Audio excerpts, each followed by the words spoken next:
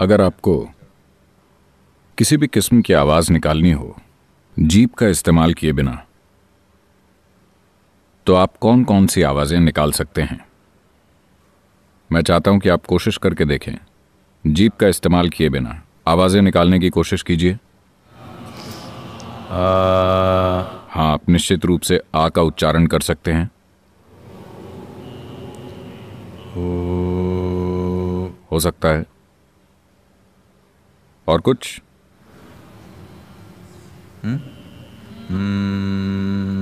हाँ, हो सकता है। और क्या?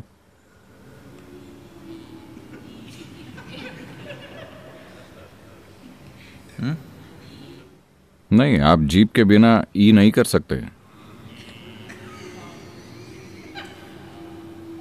मान लीजिए कि आपके पास जीभ नहीं होती, तो आप कौन कौन सी आवाजें निकाल पाते? आप आ कर सकते हैं, आप ऊ कर सकते हैं, आप कर सकते हैं। किसी दूसरी आवाज की कोशिश कीजिए। कोई इंसान जो बोल नहीं सकता, एक गूंगा व्यक्ति जो बोल नहीं सकता, वो कौन कौन सी आवाजें निकालता है? क्योंकि इन 3 आवाजों के लिए आपकी जीभ की जरूरत नहीं पड़ती। तो बोलते समय आप अपनी जीभ का इस्तेमाल कर रहे हैं। यह जीभ असल में क्या कर रही है? इसका काम क्या है? ये हवा के बहाव को नियंत्रित करती है। ये हवा के बहाव को नियंत्रित करती है। हाँ, लेकिन असल में इसका काम क्या है? ये आवाज के हिस्से करती है। माफ कीजिए? ये आवाज के हिस्से करती है। ठीक है, लेकिन ये असल में क्या कर रही है? हिल रही है। निश्चित रूप से हिल रही है।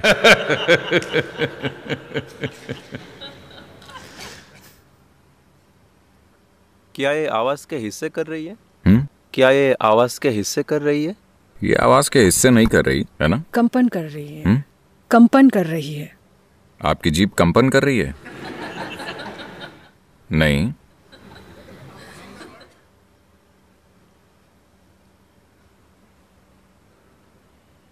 देखिए, अगर आप अपनी जीभ निकाल दें तो आप सिर्फ 3 आवाजें निकाल पाते हैं, आ, ऊ, आप जीभ का इस्तेमाल कर रहे हैं। जीभ को अपने मुंह में अलग अलग जगहों पर रखकर इन 3 आवाजों को मिलाने के लिए और उन सभी आवाजों का उच्चारण करने के लिए जिन्हें आप पैदा कर रहे हैं। If you know something about the color television, अगर आप कलर टेलीविजन के बारे में कुछ जानते हैं तो आपको पता होगा कि उसमें सिर्फ 3 मौलिक रंग होते हैं। इन 3 रंगों के इस्तेमाल से आपको स्क्रीन पर हर संभव रंग दिखाई देता है। इसी तरह बुनियादी आवाजें सिर्फ 3 हैं। इन 3 आवाजों का इस्तेमाल करके आप इन सभी दूसरी आवाजों का उच्चारण कर पा रहे हैं। जीभ बस आपकी मदद कर रही है इन 3 आवाजों को कई जटिल तरीकों से मिलाने में। अब इन 3 आवाजों आ, ऊ और म को मौलिक ध्वनियां या यूनिवर्सल साउंड्स यानी सर्वव्यापी ध्वनियां कहा जाता है, क्योंकि ये 3 आवाजें ही उन सभी आवाजों का आधार हैं जिनका आप उच्चारण कर सकते हैं। अगर आप इन तीनों आवाजों का एक साथ उच्चारण करते हैं तो आपको क्या मिलता है? ये ओ नहीं है।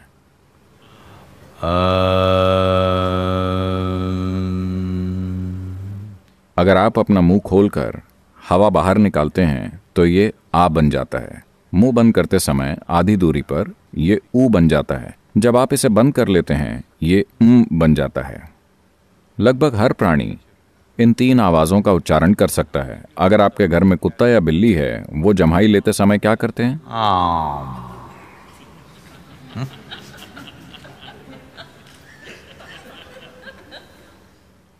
अगर वो मुंह खोलता है तो वो आ कहता है, आधी दूरी पर वो ऊ कहता है, बंद करने पर तो ये 3 आवाजें मौलिक ध्वनियां हैं। ये उन सभी आवाजों का आधार हैं जिनका आप उच्चारण कर सकते हैं। why are they referred to as the universal sounds?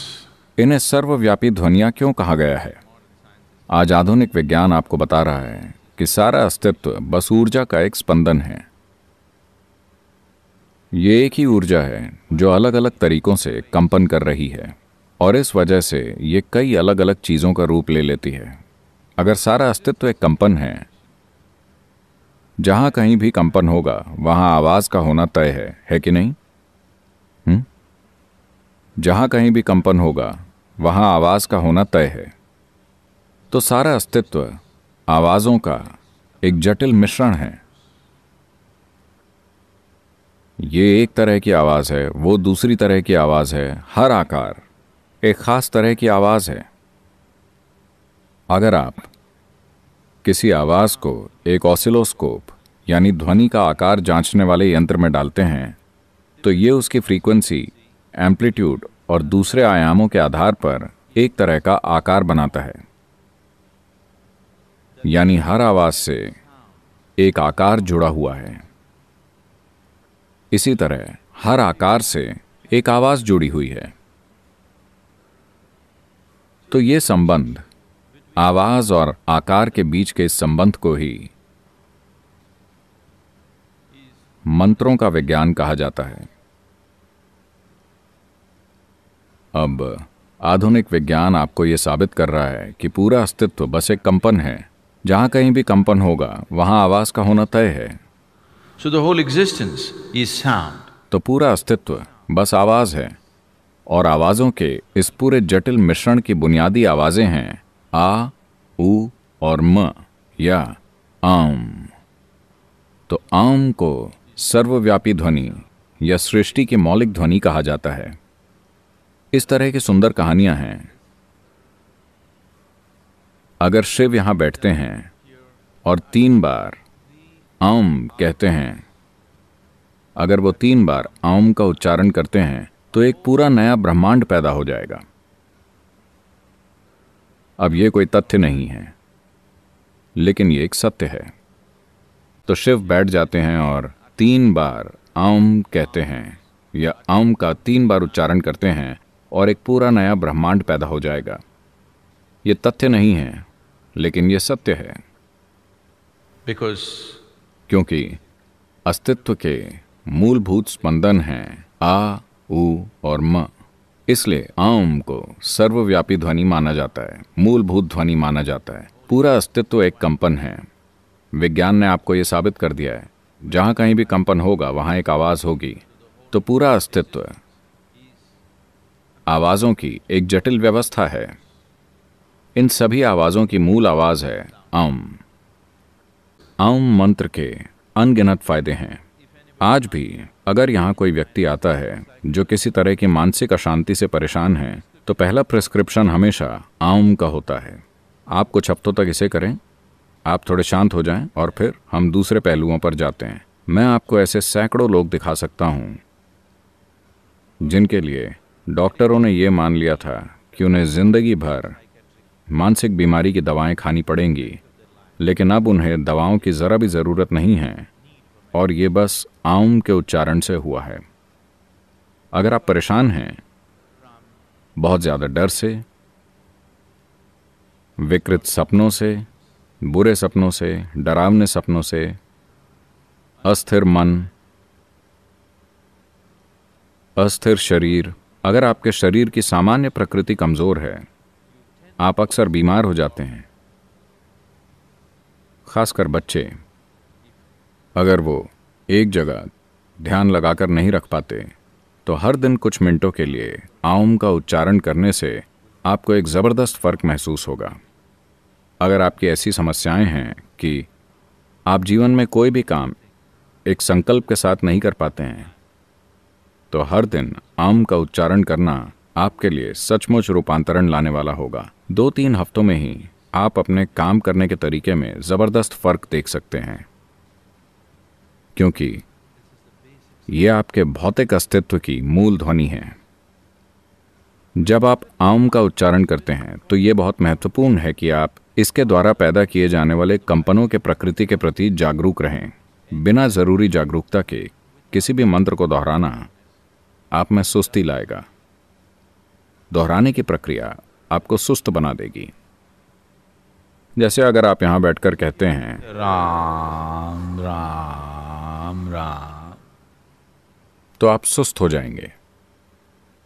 दुर्भाग्य से ज्यादातर लोग इस सुस्ती को शांति समझते हैं। अगर आप सुस्त हैं तो आप शांत ही होंगे। अगर आप मर जाएं तो पूरी तरह शांत, है ना?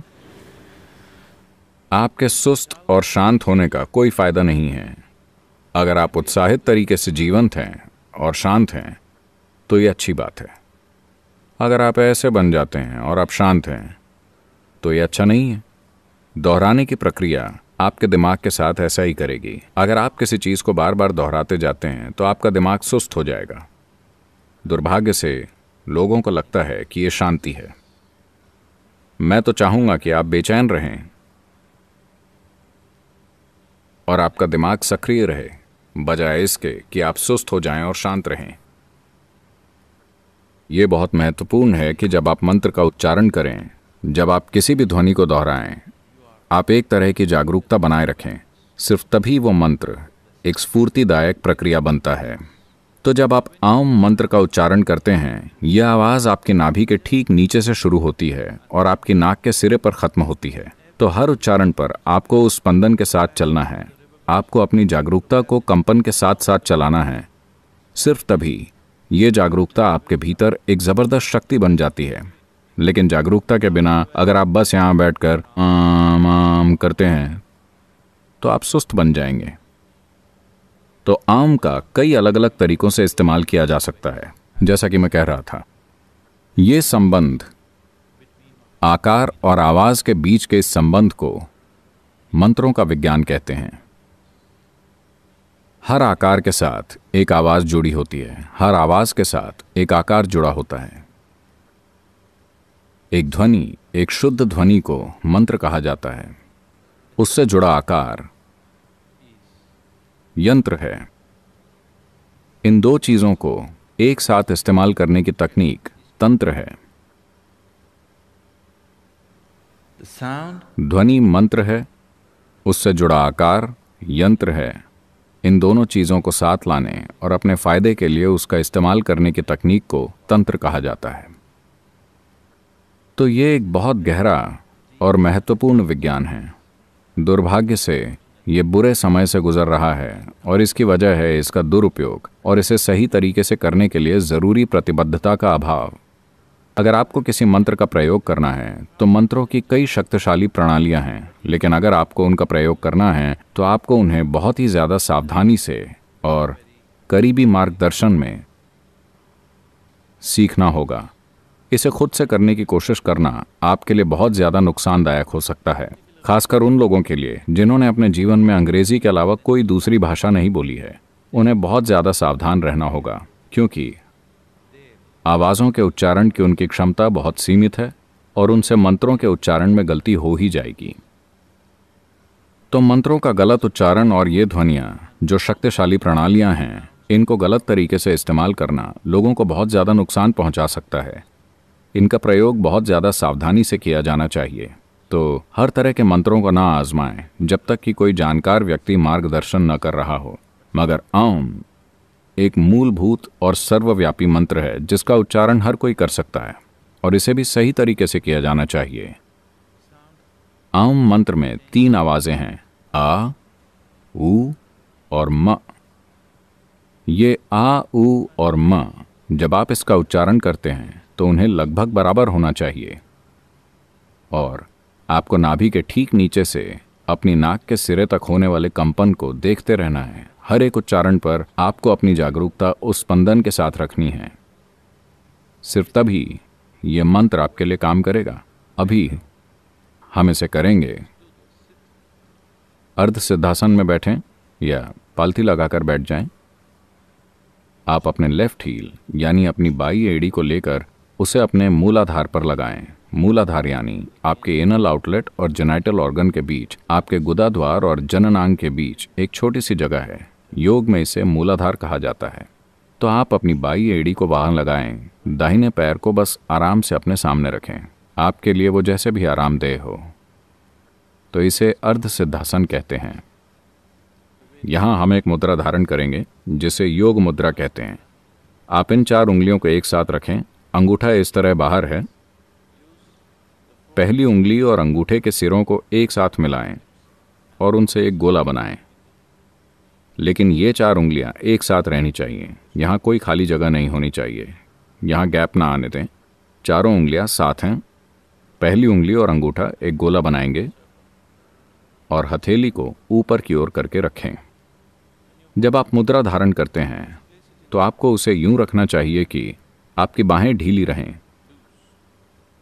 मुद्रा को अपनी जांघ पर ऐसी जगह पर रखें कि आपकी बाहें बिल्कुल ढीली रहें।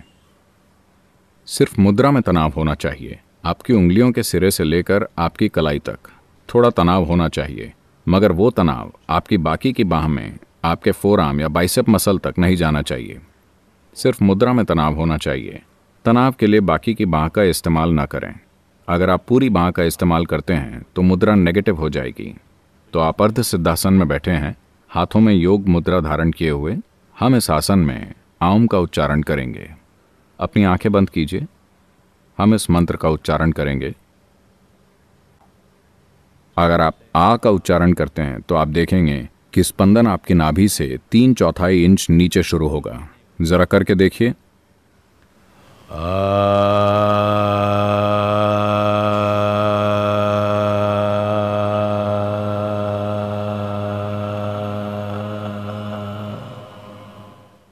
कैसा है? सिर्फ यही एक ऐसी आवाज है जो स्पंदन को पूरे शरीर में फैलाती है, क्योंकि यही ऐसा एकमात्र बिंदु है जहां सभी 72,000 नाड़ियां मिलती हैं और खुद को फिर से फैला देती हैं। यह आपका देखरेख का केंद्र है। आप जब अपनी मां के गर्भ में थे तब देखरेख की नली आपसे कहां पर जुड़ी हुई थी? नाभि पर। अब देखरेख वाली नली काट दी गई है, लेकिन फिर भी देखरेख का केंद्र यही है। तो आ विष्णु का मंत्र है। ये पोषण और देखरेख का मंत्र है। अगर आप आ का उच्चारण करते हैं तो स्पंदन ठीक आपकी नाभि के नीचे से शुरू होगा और पूरे शरीर में फैल जाएगा। कोई भी दूसरी आवाज ऐसा नहीं कर सकती। आप अपनी आंखें बंद करें और कई दूसरी आवाजों का उच्चारण करके देखें। स्पंदन शरीर के अलग अलग हिस्सों में होंगे, मगर कभी भी पूरे शरीर में नहीं फैलेंगे। यही एकमात्र ऐसी आवाज है जो ऐसा करती है, क्योंकि ये देखरेख का मंत्र है। ये विष्णु का मंत्र है। अगर आप ऊ का उच्चारण करते हैं तो आप देखेंगे कि इसकी शुरुआत होती है जहां पसली की हड्डियां मिलती हैं। उसके ठीक नीचे एक कोमल जगह है। योग में हम इसे अनाहत कहते हैं। अनाहत यानी बिना टकराव की आवाज। तो ऊ की आवाज यहां से शुरू होती है और फिर स्पंदन ऐसे जाएंगे और फिर ऊपर की ओर जाएंगे। ये कभी भी ऐसे नहीं जाएंगे। करके देखिए।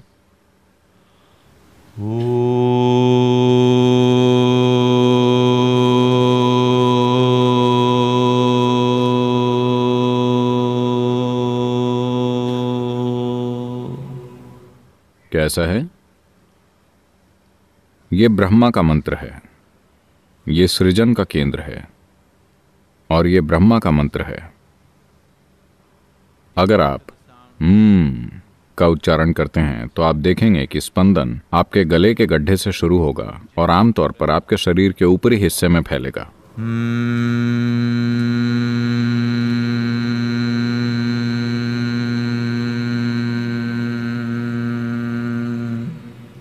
कैसा है?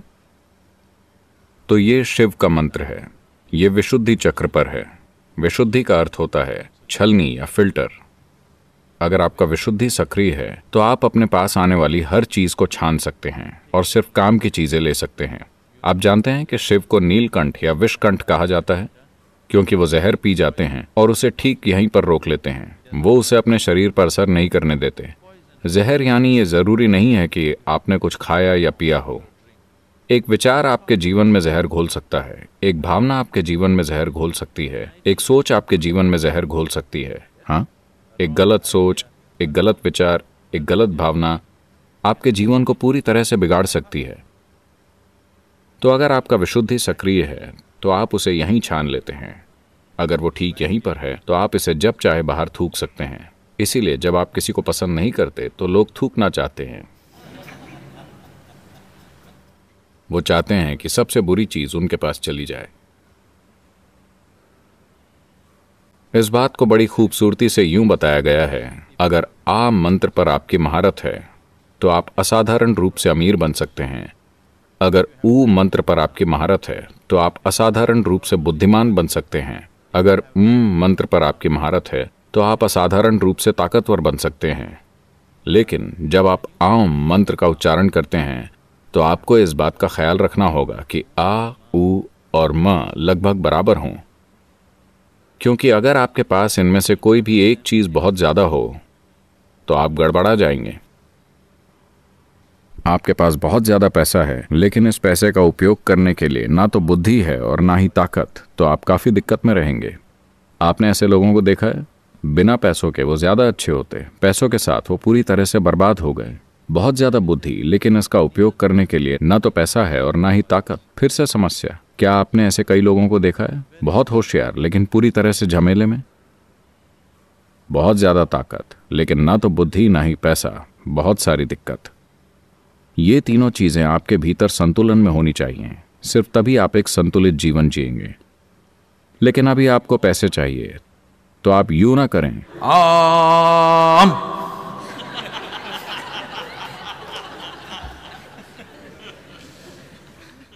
ये पक्का करें कि आ, ऊ और म लगभग बराबर हों। अगर आप सिर्फ आ या सिर्फ ऊ या सिर्फ की साधना करना चाहते हैं तो इसे किसी जानकार व्यक्ति के मार्गदर्शन में करना होगा। लेकिन एक मौलिक ध्वनि है, हर कोई इसका उच्चारण कर सकता है।